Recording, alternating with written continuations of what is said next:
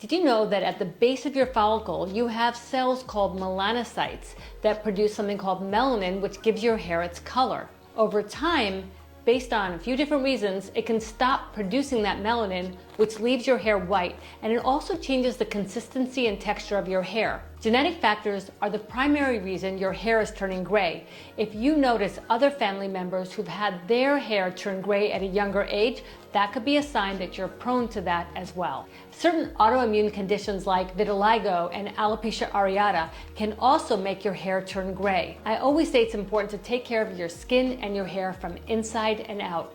Nutritional deficiencies like B12, vitamin D, vitamin E, and mineral deficiencies like copper and iron can also affect your hair pigmentation. Vehicle emissions, smoking, heavy metals, and industrial pollution can all cause oxidative stress, which can affect melanocytes and can make your hair turn gray before it's time. Stress management can play a great role in how your hair ages and how it turns gray. It affects the quality of your hair, the color of your hair, the consistency of your hair, and even the density of your hair. But just so you know, having gray hair is a beautiful sign of getting older.